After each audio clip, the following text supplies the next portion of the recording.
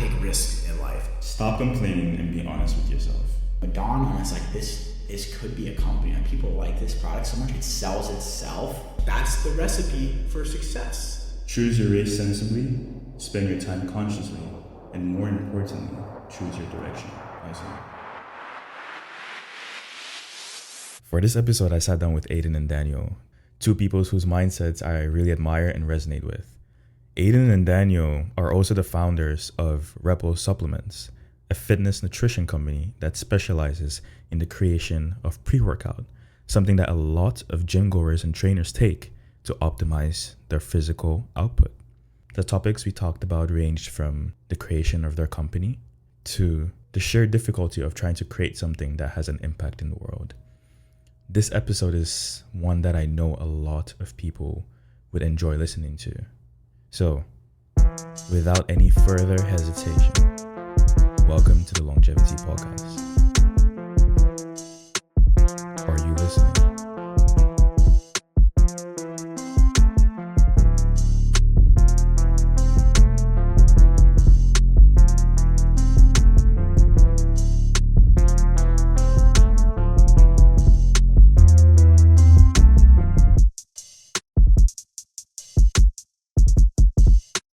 You guys have a whole online supplement company. How did that happen?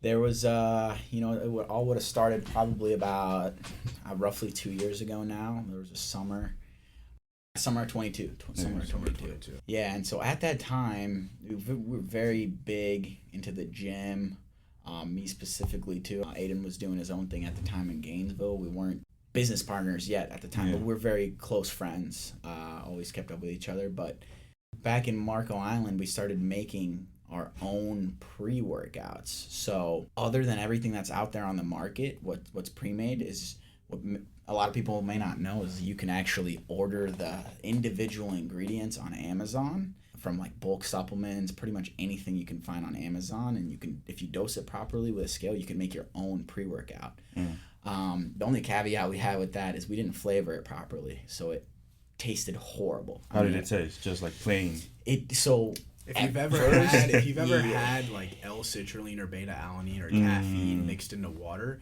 it's the most bitter, horrid, stank. Like it is. It's like you're drinking poison. Because all of these supplements that you have on the market, they have flavor houses that specifically, it's their job to design certain bitter blockers, certain sweeteners. It's all a lot of flavor chemistry. So that's why these things come out tasting so good. Without that flavor, you're just gonna get a mix of just yuckiness. Yeah, I think it would be shocking for you to taste what the raw ingredients taste like, and then the flavored version, you'd be like, how is this possible? It's almost like magic. It is. Because it literally is. Crazy. And recently, this is a little side point, but recently we learned that you can have IP on your flavors. So the flavor houses, this is how it works. They get your base, so the base ingredients that we have, the custom formula we came up with for performance purposes. Okay, now we need to get it flavored.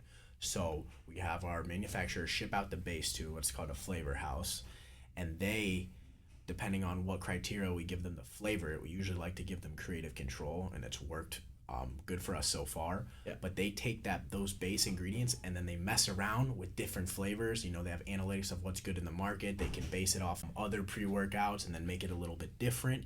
And you can have your, once that's all said and done, you can have your IP on the flavor. So that flavor is like a trade secret for your company. Yours. It's yours. So you can go back to any other flavor house and be like, we want this flavor. It's 2 parts this, 1 part this. They have the whole breakdown. So that's something we learned recently. Do you need patents for that?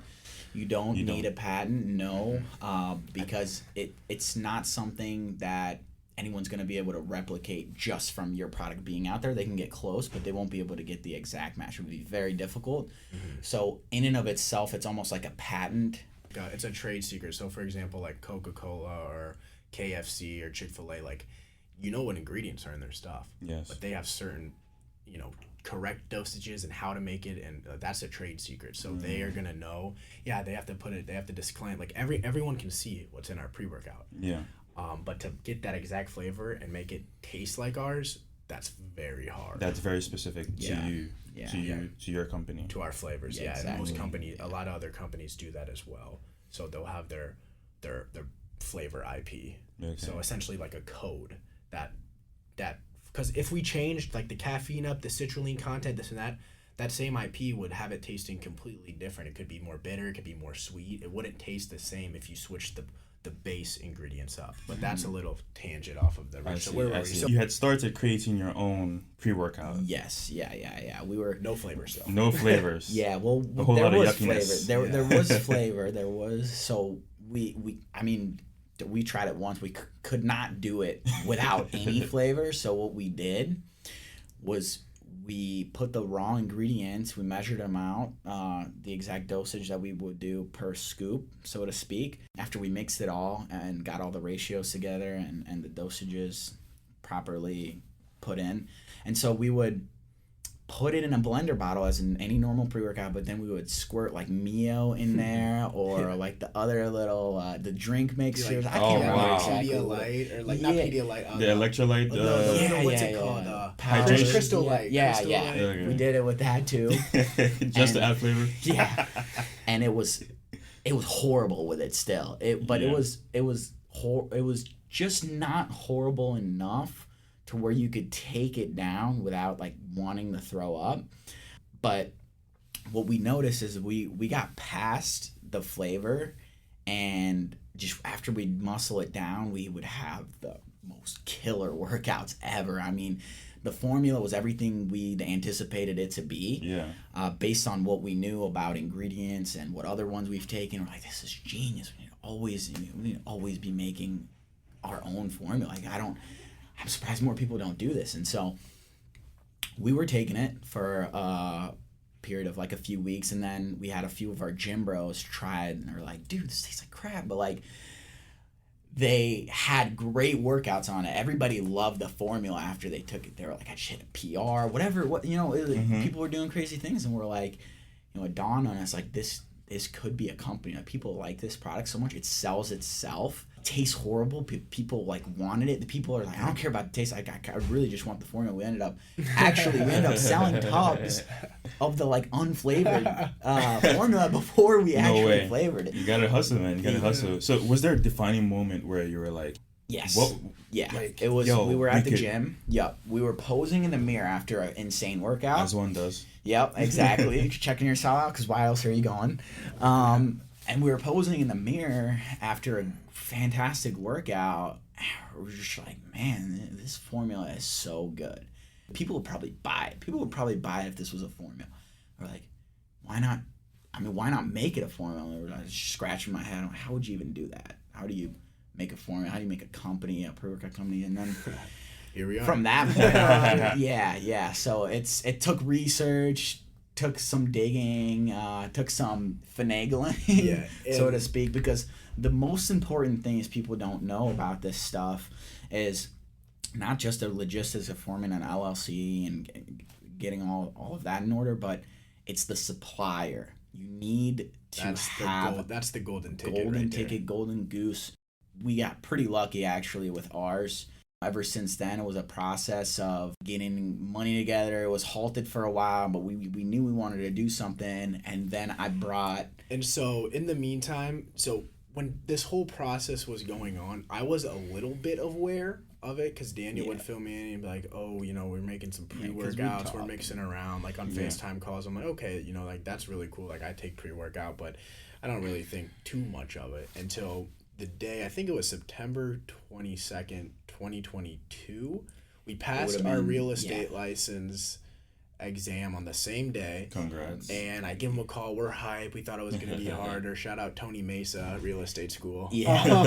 But good guy. So then he's like, oh yeah, dude, and I'm doing this, and I'm thinking about doing like a supplement company actually too. And I'm like what are you talking about? And he's like, yeah, we got this like pre-workout, it's like really good, and like we just got in contact with a supplier, and I'm like, dude, like I want to do this too, like how can I buy in? Like I have connections in this industry, I love supplements, like I love working out, like let's do this. We always knew when we were younger we wanted some form of business, we wanted some form of company, we were entrepreneurial. The first venture we did together failed because how old were you guys then? So we were in like 7th grade. We ordered these gold. This is when fidget spinners were big. We ordered like these pimp fidget spinners, like these gold fidget spinners from like AliExpress for like $2. Yeah, for like $2. And people are paying for these basic fidget spinners. They're already paying like $10-15. Yeah. We were gonna sell these for like $25 or $30, and we already had like 25 people that were like, our stories. I'm buying this. Like I'm buying this. Yeah. And so I don't know what happened.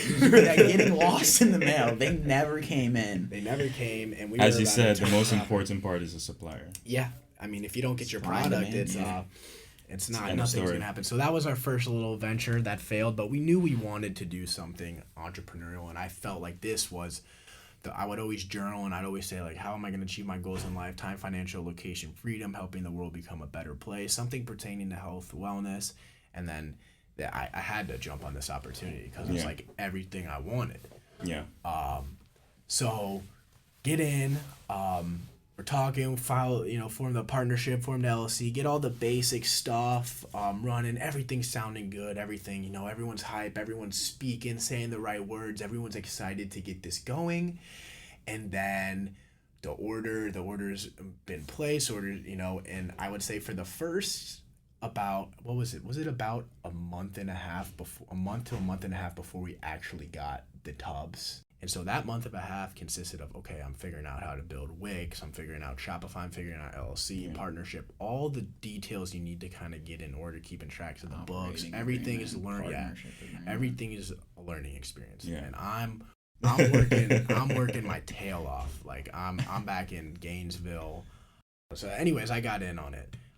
And I'm just working my tail off. Like, this is what I want. This is what I want to do. And one of the guys we were working with, we don't know. He's talking the talk. Like, we're liking everything we hear. But as time goes on, we see that me and Daniel and I are carrying the weight of these operations and doing everything in our ability to try and grow this business and get it off the ground. And it's hard for us to get in communication with him. So I'll give you so we get everything, get the infrastructure, we do a launch, we finally get the product, and then for about 8-9 months, we were essentially the operations of Rebel Supplements. It was existing, but they were halted. They were halted because we went through the hardest thing to learn in business, I'd say, is you got to know who you're getting into bed with, so to say. We went through a business divorce, and we weren't seeing eye to eye, and it boiled down to, like, we had different vision for the company, and we wanted to do different things, and we were willing to put in the work for it.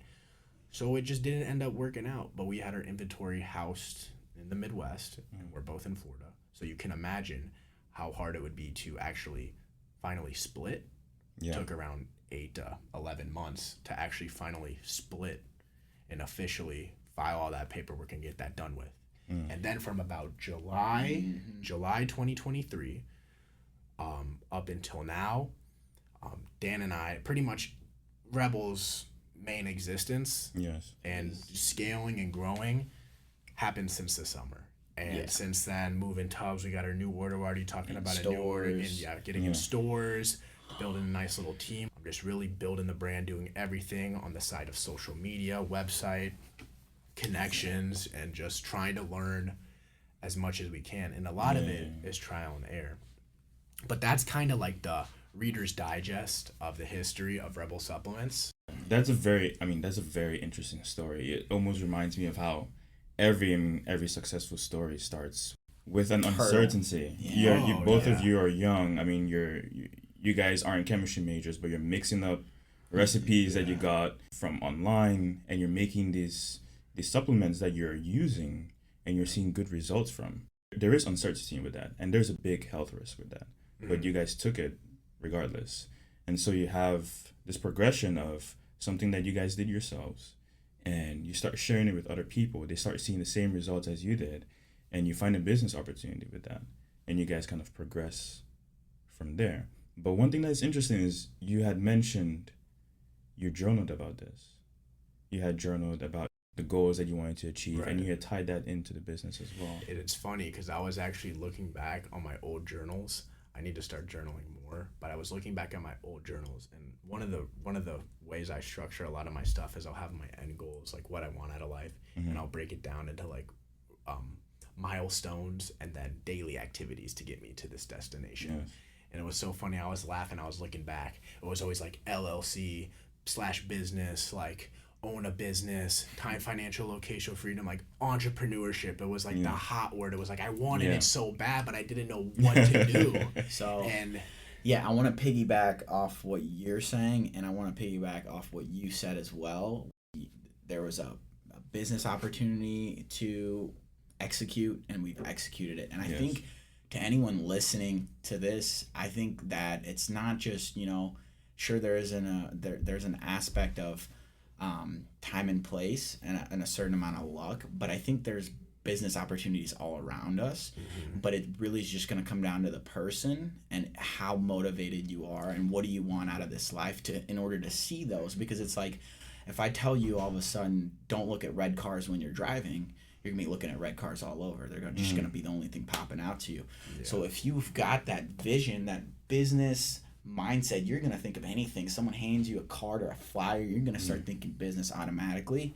And I think and once you get started on that, another trap is once you start recognizing the opportunities, you have to stick to the one you committed to, because there's so many things you want to branch off. But really, I'd say we get a lot of our motivation and who we actually listen to. You talk about influencers and people on social media. Really, when it comes to business, Alex Hormozy, he has a podcast, he has a lot of forms of media. He no BS approach to just true facts about entrepreneurship and owning a business and everything. Like people are like, oh, you own a business, that's sick. And it is sick. That's why we do it, because we see the bigger picture here. But if I told you what our day to day looks like, it's a grind, especially being in school as well, doing that. Like, it's constant problem solving. It's constant trying to remove constraints to grow the business, trying to figure out the best ways to delegate time.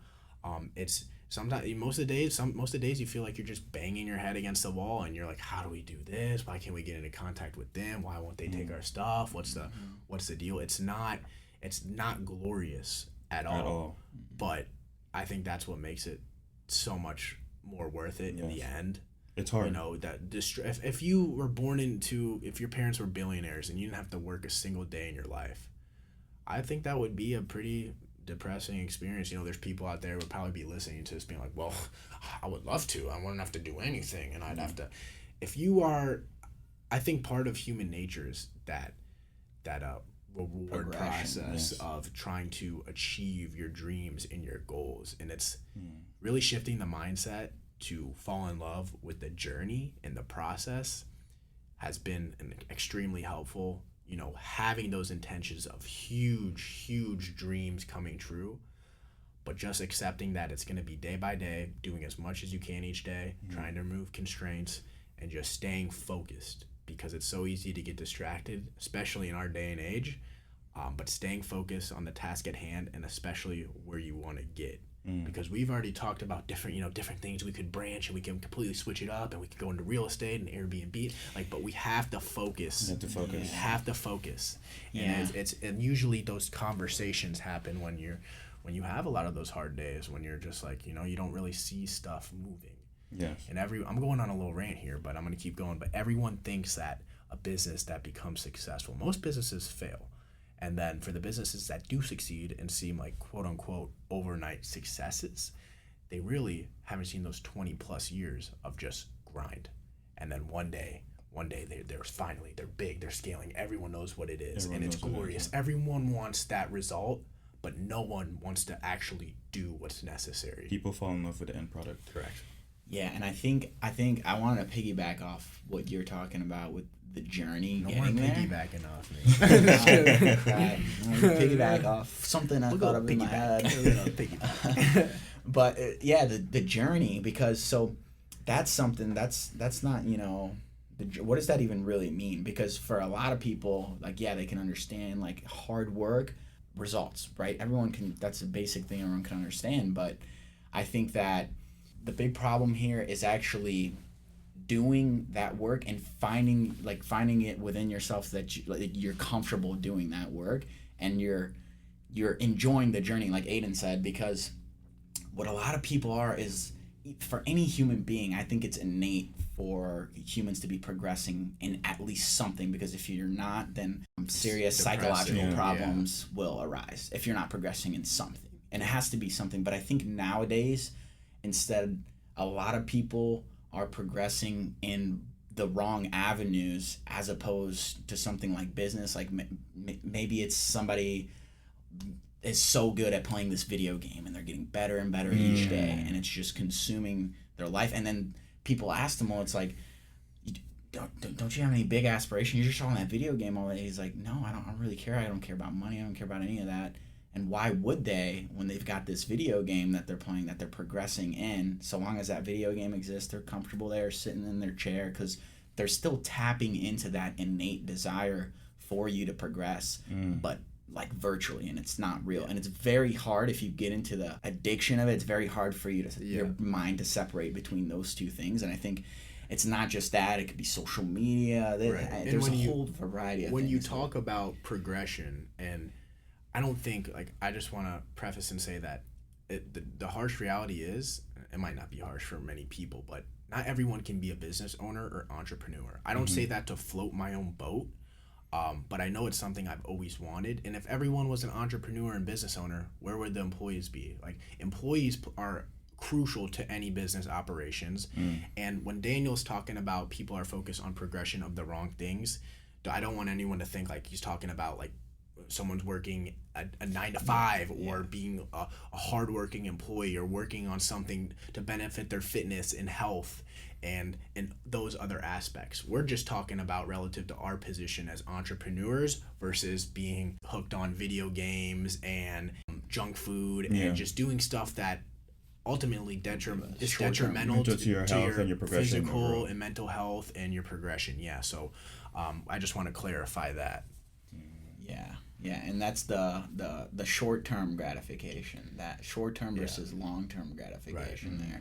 I know that's something that you, as business owners, that's definitely something that you've had to I've never thought put into exercise. I understood delayed gratification, but there has to be another word. So here's instant gratification, here's delayed gratification, and here's being an entrepreneur with big goals. It's like all the way out there. It's like you're not even worried about, there's no, the gratification comes in the little wins and fixing the little problems. And it all falls back to falling in love with that journey and that process. So if you can seek enjoyment and excitement out of those wins and you can rewire how you think, then I think I think the main reason why businesses fail or people fail is because they quit. I think it's just a metric. Success is a metric of doing the hard work, doing it as being as productive and doing it for as long as you can, and never quitting. So it's just a metric of volume, because you're gonna learn, even if you're doing the wrong things and it's not working, you do that for X amount of time, you're gonna understand what the right thing is to do, and you do the right thing, and you keep doing the right thing, and you don't quit. And over a long enough time horizon, you will succeed in what you're doing. It might take some people 1 year, very rare. It might take some people 5 years, 10 years, but even 20 years. It's about the time horizon. It's about working hard. It's about not quitting. Because I personally, I've drank the Kool-Aid. I don't think I can fail if I don't give up, and that's the mindset I've adopted. It's that not quitting, even though you feel like the weight of the entire world is coming down on you and nothing is going your way. You got to adopt the mindset of like, you will be the unluckiest person doing whatever it is that you're trying to do. And so you got to act like it's going to be that. Like, you're going to have the worst luck out of anyone ever to go into that field. Anything else is a bonus. Yeah, right? If you accept that, then you're good. Then it's good. no matter what comes your way, it would not be a surprise because of course, because the world doesn't owe you that. anything. You shook your own hand, you looked yourself in the mirror, and you understand that you know, because that's what's gonna happen. Yeah, because look, you know, supplier sent out half the inventory, right? All right, that sucks, but at least you didn't get unlucky enough for your LLC to not go through or something like that. There's always something you can take where you're still progressing, and you know, if you're expecting to be the unluckiest person ever, then literally anything else is a bonus. One thing you talk about that I really admired was the fact that you guys learned as you went along. Oh, there's no other way. We were just talking about this the other day. If we had a conversation with ourselves from when we first started, like where we would be now, we would probably already be like at least 5 times the size of we are. Oh, no question. Like if we were like, listen, go here, call this person, you want them to supply your tubs, you want this exact formula, you're going to want to go with this flavor, you want to get that, you're going to want to file here, you want to outreach here. Like, it's all a learning experience, especially since I'm 21, he's 20. We're both young, and every single. But it's. I mean, if you're not learning, you're dying. You know, you're stagnant or worse. We're looking back on it. It's like, okay, where are we gonna be in 5 years? But it's crazy, but that's the journey. It's like, yeah, sure, it would be very convenient and very easy for 2 future selves, versions of ourselves. Hindsight is 2020. Exactly, for them to come and tell us exactly what to do. But then, you know, the rewarding aspect of that would be a lot less. And also,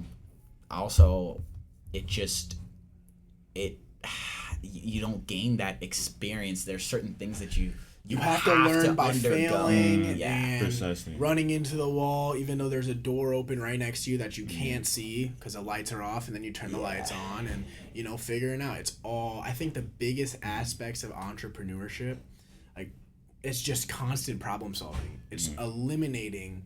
It's not. Yeah, you have to have that big vision, but then you put that to the side, and it's removing all the possible constraints that will stop you from getting to that end goal. It's all about removing constraints and making the business run smoother and have systems in place and processes. And that's we've been talking a lot about entrepreneurs and mindset in this. But I'm glad we got that out of the way, because that's definitely the most important. Yeah, because it could, you know, what's on our shirt and what's in front of you right now, Rebel Supplements, our product, like it could have been something else. I'm really loving everything you guys are saying. And it's true. I mean, in the past, you had to learn from your mistakes. You learn as you go. And adopting the mindset of eliminating distractions. I mean, it's why this podcast exists today. It's why these products are in front of me today. I think one thing that is very common is that people start something. And like you told me the other day, they quit. When I told you about my podcast, you're very enthusiastic about coming on. Even scheduling it was like, boom, boom, boom. What can we do? Like, this day works, this time works. Because we understand it. We understand it. We have a vision in mind. We want to take action. It's the reason all of us are here today. People start something and then they stop. And they wonder why it's not happening. People don't know anything and then they stop. You guys didn't know anything. Let's be factual. You guys didn't know anything. But you learned as you went. It's not I started a company and I don't know how to do this, so here's the cool thing about that. If everything with Rebel collapsed and we wanted to do another supplement company, I think we could get there like that and just keep going. Like that. That's the thing. We have all these skills now relative to specifically supplement industry.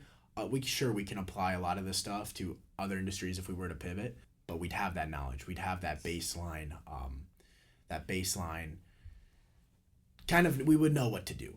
And I wanted, especially about podcasts, and I think it's like 99% of people that start a podcast don't get past it's a ridiculous episode 3. Yeah, it's a crazy statistic. Yeah, because you know, podcasts, some don't even get up to 20. No, it's a long form of content, but you're already in the top 1% of podcasters. I think if you get past like 3 or 7 or episodes. 20 something like crazy. But yeah, because people want that instant gratification. They want to drop ship and make a video and cash out 10 bands overnight off of a drop shipping video. But there's something, if you can play on a long enough time horizon, and stay disciplined to your vision, you can do anything. It's very hard for people, especially in our day and age, to see that, because everything is so instant hits of dopamine and gratitude of social media, and seeing in comparison to people that have money and 20-year-olds with Lambos, and you don't know if they're rented, you don't know if they're their parents, they could be broke, they can be in crippling debt, they can be leveraging loans, you don't know that. But it will be interesting to see how a lot of stuff plays out in the future. But I really do like that you're doing the podcast, and I gave the first like half of it a listen, and I was like, oh yeah, that's, you know, it sounds great. You have good pace, you know how to talk, and it's that's cool. I like seeing that. I like other entrepreneurs. What you're doing is entrepreneurial. It's an entrepreneurial venture. And just think about this, like close your eyes and envision for a second when we're in a penthouse and Rebel Supplements is huge, and you're on the leader, you're on the top charts of a podcast, and we were your second podcast, and we're just like, that's a lot of those people that are talking on these podcasts. It's like their fifth or sixth time talking, and then they progressively level up. They go. Even though they're in different industries, different spaces, but they're going because that core mindset and beliefs, all that stuff is shared. Yes. And you can translate this into every field, not just entrepreneurship, but medicine, real estate, every single thing. But you mentioned that you journaled. I'm not going to lie, I journal as well. Yeah. So this is very funny. The other day I was thinking about something that Melvin, who I featured in my first episode, had said. And it's something that both of you had actually mentioned. So I said, somebody who runs 10 miles in the wrong direction cannot win a 1 mile race. At times, the distance traveled does not result to the displacement necessary for your success. However, the distance traveled is not wasted unless you decide it is. If you think you wasted your time, you did. And if you think you did not, you did not. Reality is what you decide it is, and although the race was not won, you have covered more territory than you would have if you had finished first. Choose your race sensibly, spend your time consciously, and more importantly, choose your direction wisely. When you say that, automatically in my mind, I had a graphic start, and I had two people starting at the same point. You have the person that goes a mile in the left direction and wins the race, and everyone's celebrating. And then you have the person that's 10 miles in the wrong direction, just completely out of existence. But eventually, he starts to go and go and go, and now he's really accomplishing. Yes. You know, sometimes it takes getting pushed down or kicked or not knowing what to do, but you're still going to try and figure it out before you make that comeback. And now even though you were doing the wrong things, I still don't think that will eliminate. If you kept constant, you'll have that momentum. Even if you were doing the wrong things, you have the momentum that stems from the persistence in doing it.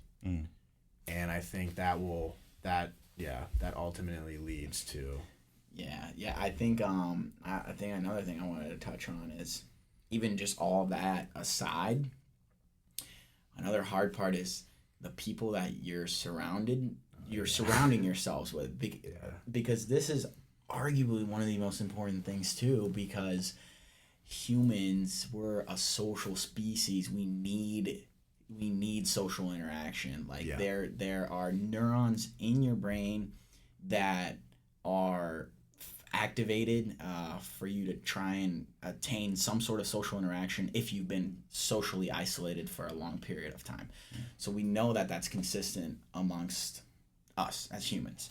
And, of course, all that aside, we all have people around us, and your true colors and your true discipline and persistence show when even the closest people around you are like, what are you doing, man? Like, you're wasting your time. Like, why? And hopefully not everyone has those people, and hopefully in an ideal situation you'd have those people that are like, bro, you're gonna make it there. Like, you're gonna be perfectly fine. But the harsh reality is most of everyone doesn't have those type of people. Yeah, and even here's a little personal note on the matter of fact. Me and Daniel share a lot of friends, and a lot of these friends, they think what we're doing is cool, and they'll tell us they want us to do great things, but when we're launching a product, there's the best way you can support an entrepreneur is buying their product, not asking for a free product. It's doing what you can to support your boy, even if the common excuse, oh, I don't take pre-work, I don't take caffeine. Well, I bet you know someone who does. And I'm not going to sit here and say, oh, I want all my friends to buy my stuff because I need their money. But if you are, like, whenever I see someone selling something or starting a business, it's like, I'm going to pay full price for what you're offering. I don't want the discount because I understand that that's the best way to support you. Words are whatever, they're just words. Actions are a lot better. And I do believe you are the average of the 5 people you spend the most time with. I know that's a common statement thrown around, but this journey can be lonely. And I don't necessarily, I'm from Missouri, I'm down here in Florida, I don't really have a circle. I'd say a lot of my closest friends that even I had down here in Florida, I'm not really in that much touch with them. There's been some fallouts just on a personal note, and it can get lonely. But that's part of the reason why I built a team. So I'm very optimistic about that. But it's definitely, I'd say, the modern day equivalent to the stereotypical hero's journey. Going through the mud, figuring out where you are, who you are, what's important to you, who you want by your side, where your vision lies, and you're going to have to stay true to yourself. You're going to have to stay, but that's a little side note about the social interaction aspect. I don't know even how we got there, to be honest, but we're going places. Because everyone's surrounded by people. Everyone has people, and, some of those people could be motivating, but some of those people, and they may mean, the very best, and they may think that they're helping you by telling you to stop trying to run that stupid supplement company that's going nowhere, because they think they're helping you out. But that's going to be very hard for you to hear when your supplier already told you he can't do this flavor, your LLC didn't go through, you've got that, all these other things on top of these people closest to you saying it's a waste of time. It's like, of course, now your brain's like, maybe this is a waste of time. Everyone's telling us nothing's going right my way, and it's it's going to be very effortless for you to just quit. The more you do it and the more you learn, the more you realize that people just don't get it. And you can't be mad at them for not getting it.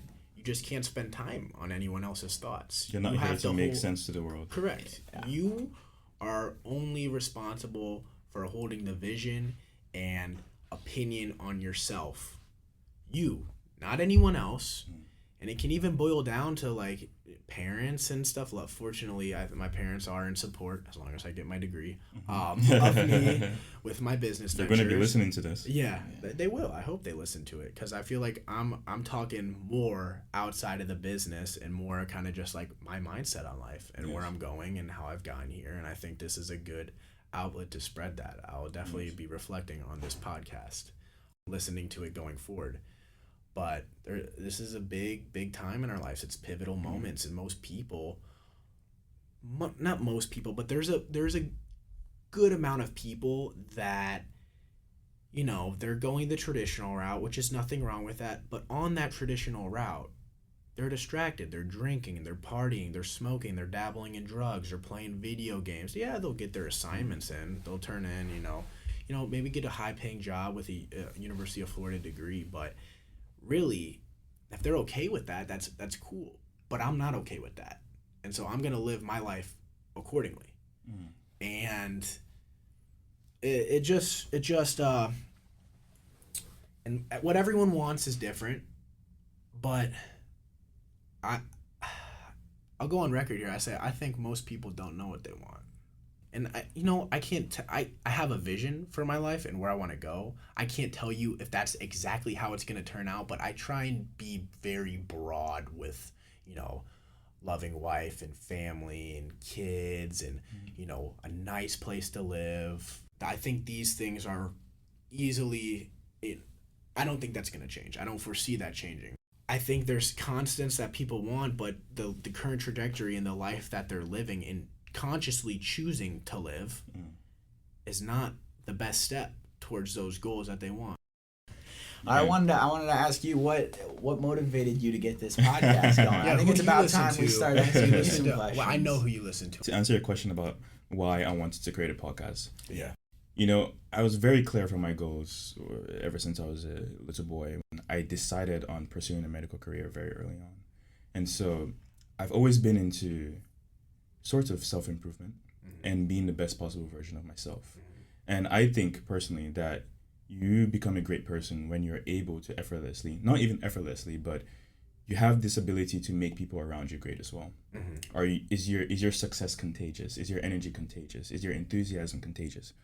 And so one way in which you can become that person, become the best version of yourself, is through experience. You can learn about people's experience by simply talking to them. One thing I have taken away in growing my medical career is by talking to different physicians, you learn different things about how to approach different situations. One thing I had to do was also abandon my ego and also talk to people on my level. What are my other friends doing? What are they reading? What are they listening to? What experiences have they had? What have they learned from? What have they failed at? And so by listening to people, you can take a lot. I learned a lot about life by simply sitting with old people, sitting with my grandparents, even strangers, and talking to them. What mindsets do they have now, given that they have, 70 years on this earth? What have people from different cultures, what have they experienced? What have you guys experienced? A lot of the mindsets you guys discuss are the same mindsets that I have. You talk about the loneliness with starting a podcast, and it's very, very lonely. And these are things that you take away from talking with people.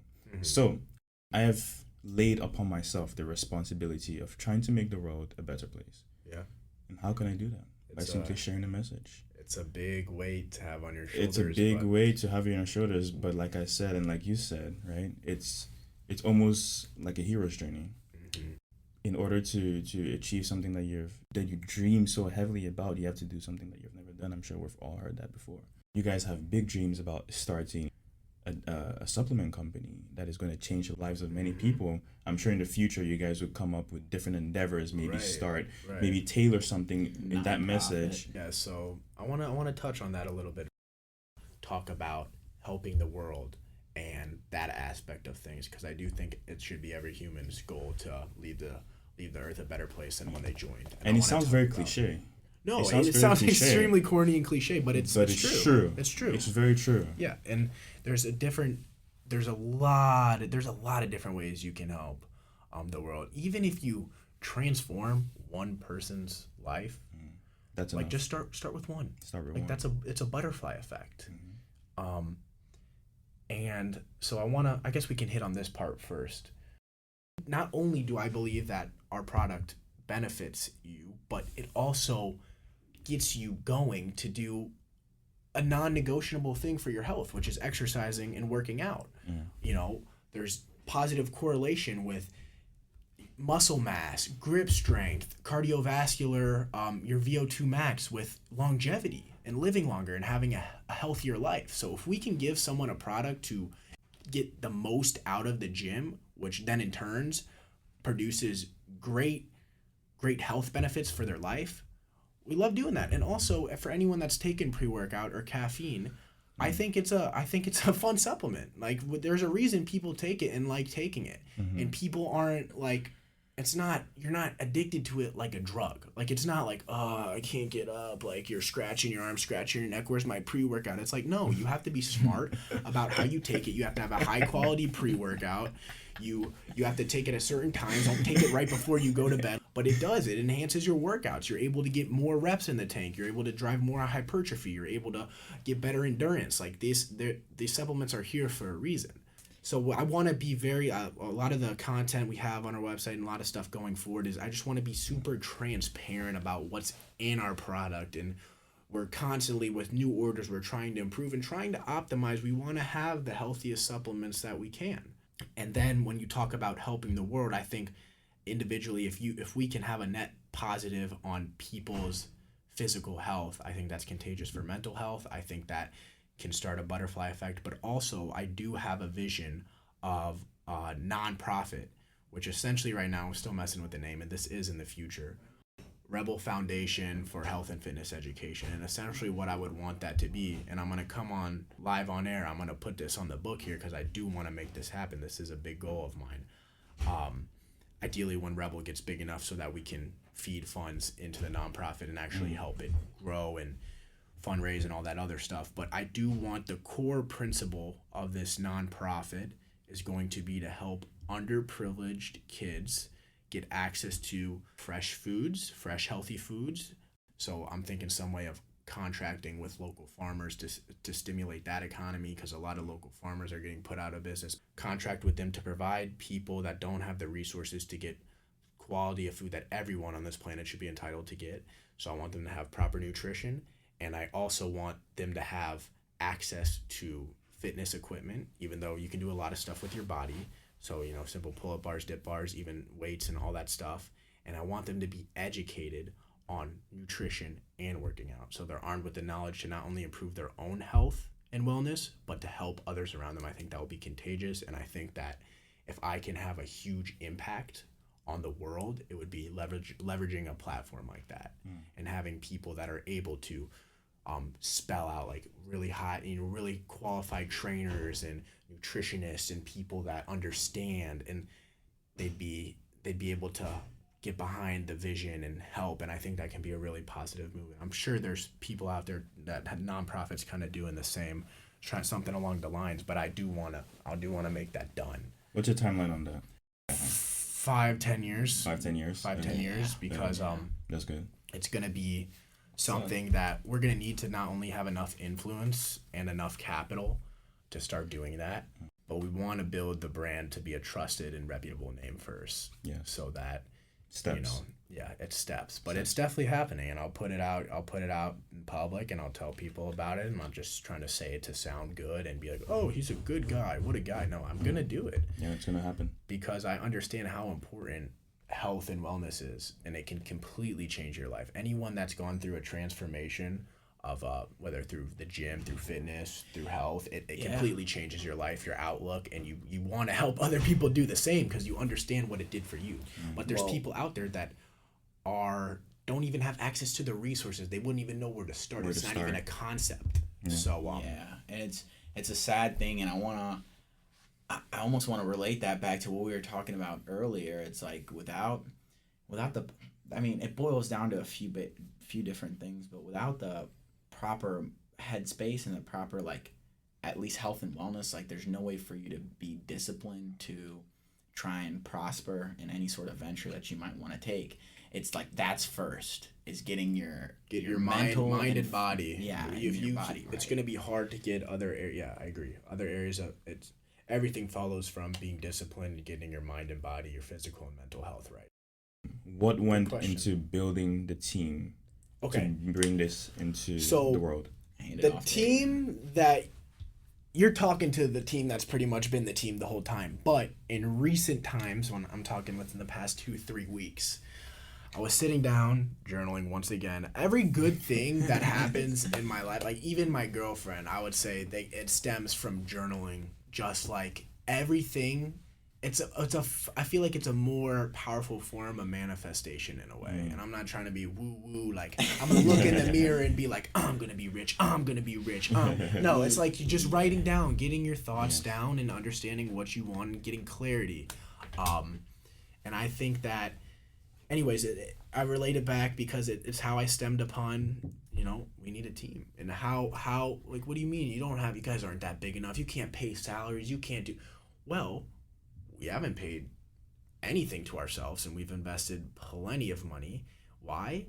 It's a mindset. We understand we have bigger dreams, bigger visions. We can't be the only ones out there that have these visions and no opportunity. The same way, so I started thinking, like, if someone put the opportunity I'm about to present to students, I would be the first one to apply. So I start thinking, and I'm like, okay, I'm going to try this. This is viable. This is definitely a viable plan, and I'm not going to not try it. So I sit down, I journal what would be job descriptions, who would we need to help out with our business right now, like what aspects. And so I come up with some, and then I go and I put it in a Google Doc, and I came up with some form of social media manager and content marketing team. I say team because it ended up expanding to a team. Some sales position to help build word of mouth market, get people aware. Have someone managing TikTok shop, athlete ambassador manager, gets a hold of all that, sending out products, staying in touch with them, their content.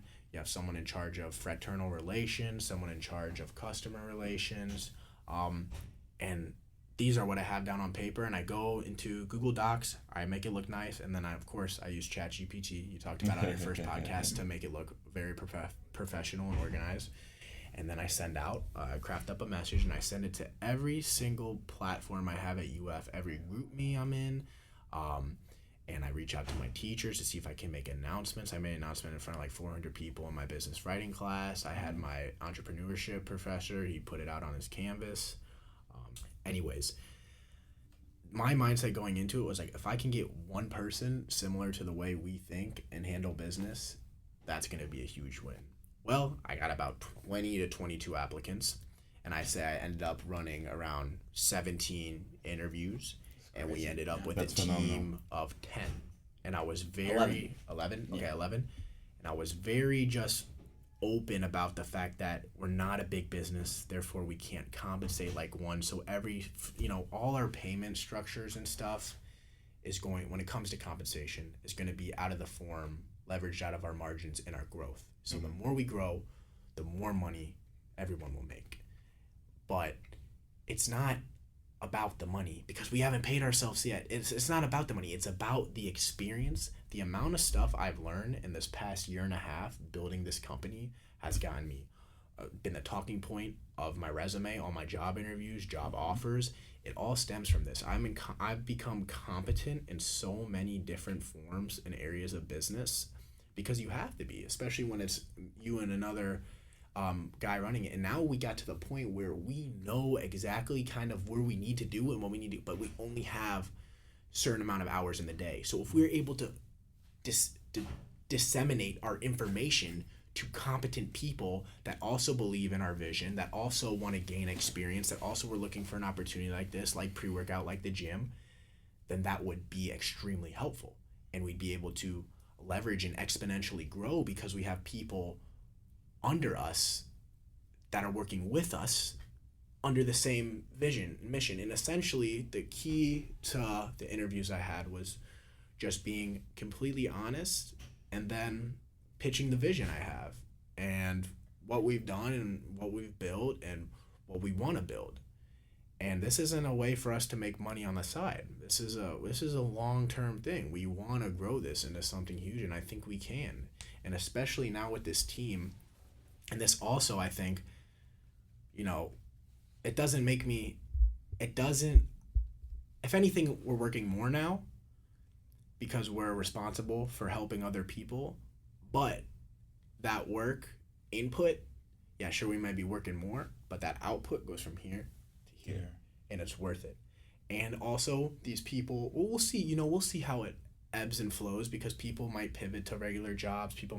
My goal is for everyone that's on the team, it's a very ambitious goal within 2 years to be able to actually, live off of it. Yes. And do what they love if they love it, and have a career. And if they decide to pivot out, I want them to have the best resume, and I want them to have the best talking points. They helped a business grow from here. They did this, specific bullet points on their resume, so they can do whatever they want, and they'll be the best applicant for it. So we'll see how it goes. But I went in with the mindset saying, if we ended up with one person, even if we ended up with nobody, at least I tried to put it out there. And we learned. It was a very, very, very busy week of interviews. It's been great. The people have been amazing so far. I think it's also because I was talking to my mother about this. I am the type of person that I want my friends to share a similar vision as I do, or else it's not really worth my time hanging out with them. Call it transactional, call it what you want. I want people that are motivated to grow and improve themselves. And the fact that I have people that are also helping do it with the business, like these people, I don't want to speak too soon, but these are the type of people I want in my life. Yeah. I want to be working alongside these people that are helping improve themselves, improve the company, and we're working toward a shared vision, a shared goal, and that's who I want to be around. So that's another thing, is like it's contagious. I've always played sports. I think I'm a natural born leader. And I feel like this is the avenue to blend everything in one. You know, if I can help these people, help them grow, compensate them well, eventually when we're way bigger, but compensate them as best as we can right now. You know, if someone helps us out with something, even though it's not in our agreement we have, we'll toss some money. They can go DoorDash stuff. They can, you know, we're going to do the best we can to treat everyone the best we can, get them the most competent, trained up. And it's very exciting. It's very exciting. I think one of my goals for this year, and I'm also going to go on the record and say this, I want to 10x the business within a year. I want, instead of putting an order in for 500 tubs, I want to put an order in for 5,000 before 2025.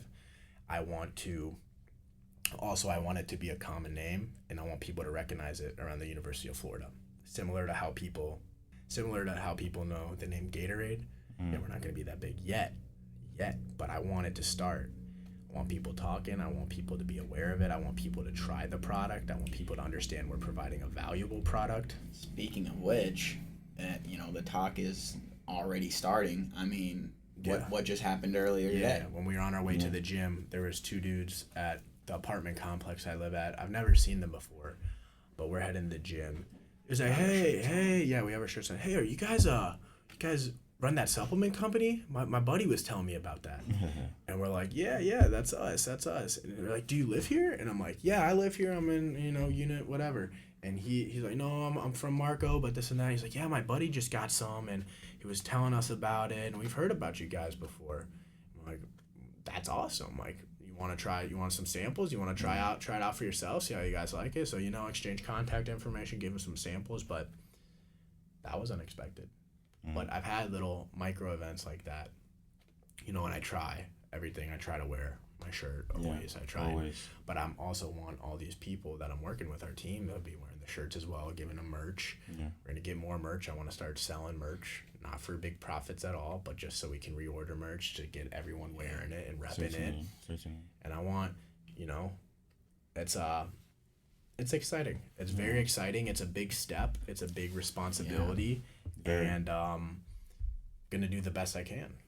And we'll see how it plays out. We don't, you know, maybe all 10 stick around and we get more. Maybe it dwindles down to 4 or 5. Who knows? But that's part of the learning experience again. We're entering a new chapter of learning, a bigger chapter. So we're gonna do the best we can to have them trained and informed and helped and guided and just be there for them. So it's a unit. And yeah, hopefully, like, you know, with the contagious, with the whole aspect of it being contagious, it's like, you know, we want to bring these people up too. Like, we want them, you know, and maybe not initially, maybe they got, you know, they're thinking in the right direction, but now it's like they're walking towards that direction now. We want to open their mind to what's possible through team and a dream.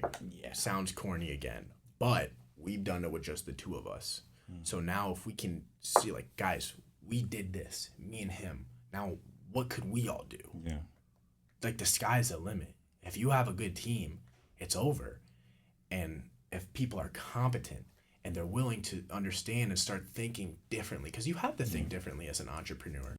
And yeah, sure, they're technically employees, but being an intrapreneur is very big for a startup. You can't think like a traditional, oh, that's my job, I'm going to do my job. Like, you have to be coming up with ideas. You have to be getting creative. You have to solve problems. It's a chaotic system, but out of that system comes order. Yes. Because each person has their role. I mean, as you guys started off, I bet at first you were doing the calls, making the orders, collecting the samples, you know, testing it, marketing it, selling it. But now you have a team where you have delegate that a little bit more. You can delegate that a little bit more and have people whose specific roles are to do just that. And they can be the experts in those domains. Same thing with the podcast, bro. I do reach out, I record, I edit, I market, I put it out, I publish, I analyze, all these things. But eventually, as you grow, like you guys did, eventually you just need to be doing the podcast. I just need to be doing the podcast. And I have give somebody someone a list of who you want to talk to. I want to talk to. By this week, I want them to be here and do such and such and such. Exactly. But like you said, bro, it's growth. Now it's lonely. And you may see, at first, I know it was lonely for you guys. But now it's getting it's still lonely, but you have people around you who are surrounded. I don't by the know vision. if I could have done this sort of business by myself. I think my mental state would be a lot worse off if I was by myself. 100%. If you didn't have, if I couldn't talk to Zoom or bounce ideas off each other or figure out certain problems. And yeah, sure, it's like, yeah, you own it all and everything's on your shoulders, but it's like, it's the biggest thing is the indecisiveness or the indecisiveness factor of it all, because if you're by yourself, you have an unlimited bucket of decisions that you can choose from to make, and anything could be, could look good from, a certain angle, but the biggest thing that makes things easier, bias as an individual. Yes, exactly. And the biggest thing that I think what it boils down to, and there's certainly more things, but I think the biggest thing is just that confirmation you can get on both ends. It's like, yep, let's do it, let's execute. And sometimes it sucks. Sometimes it's like, yo, what do you think about this? And you're like, I don't really know. It's like, dude, I just worked 4 hours on that. But it's better for the long-term growth. You have to put the ego aside and just be like, okay, why would this be better? And then I explain it, and you have to have your walls down and be like, okay, I see that. And now with the team, I do want to get the team more involved with certain decisions, putting stuff out there, especially when it comes to graphics and designs and stuff, or certain feedback. I want people to I don't want to micromanage. I want people to be creative. And with that, that's a great responsibility, though, because they can do nothing all week. The bare minimum. And I wouldn't necessarily know, besides the fact that we meet with them. But it's with great power comes great responsibility, and I want to empower these people to do big things, but they could do nothing at the same time. So it's a trial. It's a trial. We're gonna see how it plays out. Yeah. You mentioned that you couldn't do this on your own. So I want to ask you guys. I've seen. Throughout this conversation, I see how well you guys work together, how easily you bounce off ideas off of each other, and it seems that to get the business to this point, you certainly had to have that chemistry. So what went into Daniel finding Aidan and Aidan finding Daniel? How did that work? That goes back to I think it was sixth grade history class. Okay. Where it would have been. It was like was it sixth grade? Yeah. Well, it was. That's about roughly around the time we would have met. But So I'll tell you from my perspective when we first met. Sure. I believe it was in sixth grade history class. Keep in mind, I'm like into survival, like doomsday preppers, like bug out bags and stuff, and like outdoors and stuff. And I'm in. I feel like that's a pretty niche thing for sixth grader to like watching The Walking Dead and doomsday prepping and bunkers and stuff. I was a little weird kid. I'm still weird, but I see this kid that I've never seen before with the ginormous camo pencil pouch. This pencil pouch. And I'm like, I'm going to check this guy out. What's going on here? And he has like a screwdriver in there, a bunch of pencils, and like safety glasses. I'm like, this guy's interesting. But it doesn't really, fast forward, we talked in that class. We would joke around, that history, they always had like these corny, like funny music videos so we can memorize history. But then were you going to talk about 7th grade and Spanish? No. I wasn't going to talk about that. I don't think that's too important to the question that he was asking, because yes, we met. You saw this weird crap in my pencil pouch, and really it was just kind of laziness on mine. I think we were working on like making like an IKEA something, and I had to bring my backpack to my dad's work site, and I just left a bunch of crap in there. I'm pretty sure that's what it was. I'm like 99% sure. But I wanted to answer your question more directly. It's like the moment our brains kind of clicked. I know exactly what you're going to say. And I think that was 7th grade my mind when we're walking home from Mod Pizza after going to Lifetime. We used to sit at Lifetime for like 5 hours. We would go, we'd work out, sit in the hot tub, we'd go into sauna, we'd go outside, and then we'd go to Lion's Choice or Mod. And we walk, it's like 2.5 mile walk. It's all right, decent walk, 3 mile walk, something. Probably around 3. And we're walking home. Yeah. And I feel like Well, the vibes are right though. Like the sun's kind of setting, and so we're just, you know how your curiosity starts peaking those evening hours and stuff. So. Basically, if I could tell you what we both kind of gained consciousness at the same time.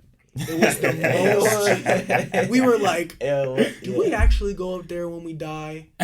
Are babies actually a thing before, like the huge like existential crisis, like you're starting to like really be like, what is life, like what is everything, is it like what is our purpose? And we had that moment at the same time on this walk back, and we kept going and bouncing stuff off each other, like, no, you think that too, and and it was just like, it was insane. And it feels like it just happened yesterday. It really does. I vividly remember that. It's like we could die at any moment. It was stuff kids don't ever think about because kids are just being kids. And it's like that moment where you're really like someone took the veils of reality and was like, take a look. And we're like, oh, what the heck? Oh, no, it's just like crazy stuff though. Like we were actually for the first time questioning things that we've just been born and raised to believe are how they are, but gaining that consciousness to understand that, okay, a lot of things in life are not as they seem. But why? Why has no one told us that? Well, I don't know. I mean, it's kind of what we were talking through together, and we were talking about everything. We were talking about major religion. We were talking about... I think to piggyback on you is no pun intended, but it's why has no one told us that? I think there's a lot of people that progress further and further in life. They get older and older, and it's not just come from like a we know everything, we're above you, but it's like people don't ask themselves these important questions. A lot of people blindly accept everything, and they don't really try and dig any deeper as to why is this what it is? Why is that the way? You know what I'm trying to say? It's why is the world the way it is, and how does everything work? And a lot of people don't. We do not challenge our own beliefs. No, we do not. It was like a kind of little awakening where you're like, what am I? Like, is this a voice in my head? Is this just a meat flesh vehicle that I'm in? Like, why are we here? Like, what's our purpose? Are we like, were we somewhere else before? Are we going somewhere after? It's a mixture of gaining consciousness, having an awakening, an existential crisis, questioning things we've never questioned before. And we had that on a 3-mile walk back to my house. And when I tell you, like, it was like your mind blew up. It was like, it's like a whole new world. So I guess that was, it was crazy. It was almost like emotional. It was just like it was very overstimulating and just like. And this was at what age? 7th grade. 12 years old. Yeah, and someone put something in the mod pizza. Now that I think about it. I mean, certainly led to this. You know, certainly led to everything good that has happened with you guys. You know, I'm sure there a lot of people will call this story. I mean, I was telling Aidan the other day that 12K Instagram followers is absolutely insane, and you know, I'm sure a lot of people will call it luck. Pretty much every single person that we've encountered and we've spoken any word about Rebel, they look us up immediately. Immediately, we'll have them follow up. And we just gain followers randomly. I have people talking. They're like, let me look this up. So, that's a good. It's a good place that we're at, and I think that the online space more specifically, like especially with this team now, I don't think we've talked about this on this podcast yet, but everything thus far, for the most part, most of the heavy lifting for our revenue has come from that in-person grind, elbow grease, you know, waiting moving those long product, hours. giving the best. I mean, we know our stuff works. We want people to taste it and try it before their lift, and that's how we've been able to put in a new order, because we're out there, we're putting in the hard work. But now we've kind of established that community of people that know our stuff's good already. We have testimonial videos, and now we want to start, because the online space, e-commerce, I mean, every brand doing what we're doing, it's just a lot of them are master marketers because their product is horrible. Like their product's not good. They Make just a know good- how to market. Make a good product and you market itself. Exactly. It will market itself, but it just makes it all that easier because our product sells itself. People are just comfortable with these big names in the supplement industry, especially for pre-workout. But it just that's how we're breaking in. We're breaking in by providing as much value as we can. That's why we started the company, because we were tired of overpaying for mid formulas. We're trying to provide as much value to people as we can. And we believe in our products so much that here, just try some. Like there's no, we don't have to try and sell it to you before you try some, and we're trying to sell. No, like try it, free samples. We are trying to maximize the workout performance of people that are been in the gym, been grinding, take pre-workout. They want something that works, and not just works well, and is the best. There's certainly a lot of people who want to be in the position that you are right now. You had an idea and now you have a product, and now you're working on improving that product and marketing to more people than you've ever done before. So what do you have? What tips do you have? What advice do you have for, entrepreneurs, new entrepreneurs, or anyone in general who's just trying to actualize their dreams? And then, that's all I was going to say. Literally, just take the first steps and keep going. And you'll end up in the right direction at some point, and if not, you'll end up doing something different, and you'll know what you don't want to do, which is just as valuable as knowing what you do want to do. Just start, because so many people get caught up. Okay, I need to do this. They're planning out something that they'll never take. This has to be right. They'll never take action on. And newsflash: a lot of the stuff you plan is not going to go according to plan. You have to adapt on the fly. Never. So just do it. Yes. Another cliche Nike slogan. Just do it. Literally, take action. It's true. You just have to start.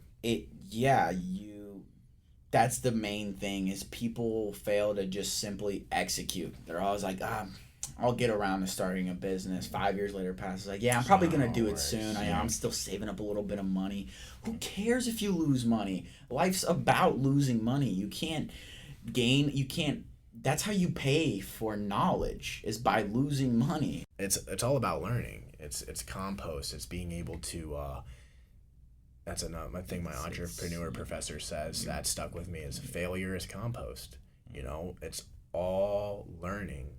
You got to refrain how you want to welcome failing. Of course you want to try to succeed, but if you fail, you learn, and off that could be the most valuable, a beautiful flower, the most valuable growth moments in your business. You cover more territory from failing than finishing the race first. Correctly.